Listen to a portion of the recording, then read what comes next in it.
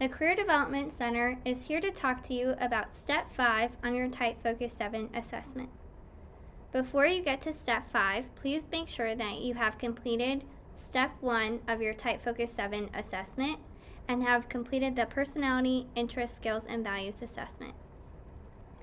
Step 5, Get the Job You Want, has 4 different tabs here: Personal Branding, Interview Guide, Networking, and Career Services. The first one, Personal Branding, lists different strengths that you might have based on your personality type. So this individual's personality type is ESFJ, and it lists different strengths based on each preference. Depending on your personality type, your strengths might be different than the ones listed here. If I scroll down, it gives me some personality strengths to keep in mind when networking.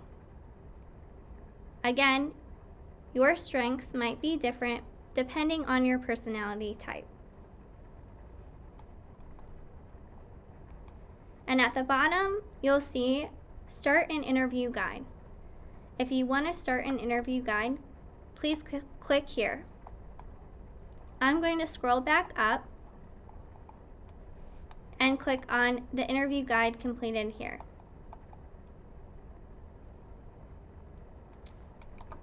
So here you can see an example of a completed interview guide. I would encourage you to look through this before completing your own interview guide. There is an example listed here for a career coach. So it asks for the job title, the job requirements, underlying needs, company information,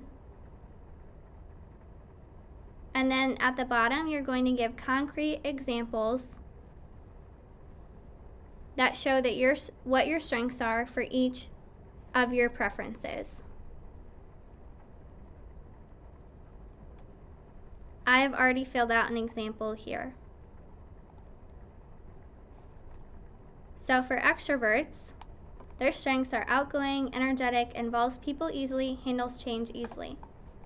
A concrete example of this strength for someone who might be a career coach would be work with a variety of students on a daily basis and helping them achieve their professional goals.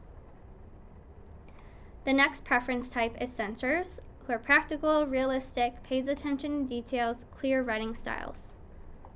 So a concrete example of how someone with a sensing preference can demonstrate this strength is developed a strong attention to detail by planning and organizing various career-related events, including an on-campus job fair. The next preference type is feelers, friendly, good interpersonal skills, persuasive, and compassionate. So a concrete example might be passionate about helping others identify and work towards achieving their career goals. Judgers, whose strength might be organized, good at goal setting, makes and keeps schedules, and get things done. A concrete example might be keep a detailed calendar on Outlook and prioritize tasks appropriately. And then you can click Save. So depending on your personality type, your preferences might be different, and you might need to list different examples that relate to different strengths.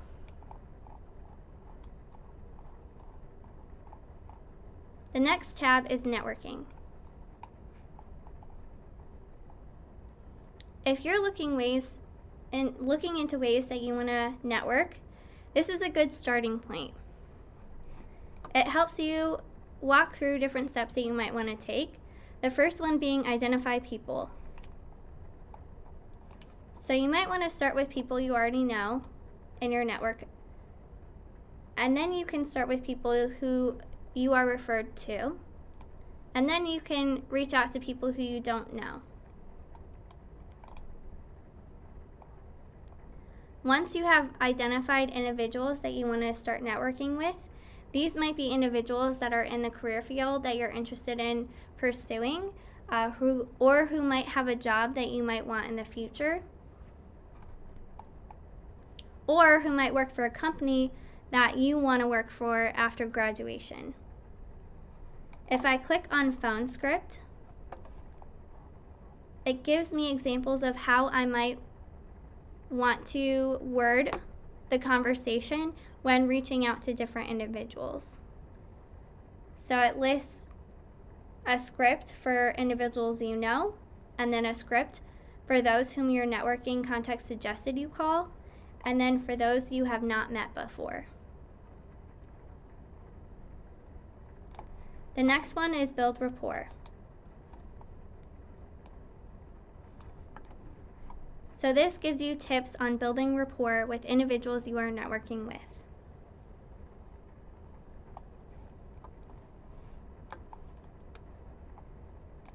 And then you always want to make sure that you follow up with individuals that you are networking with and thank them for their time and answering any questions you might have had. This just gives you space to write out an email and then save any files that you want to.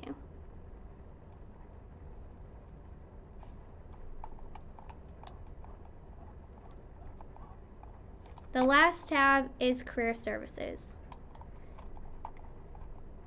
And this just lists the information of the Career Development Center and how the Career Development Center can help you.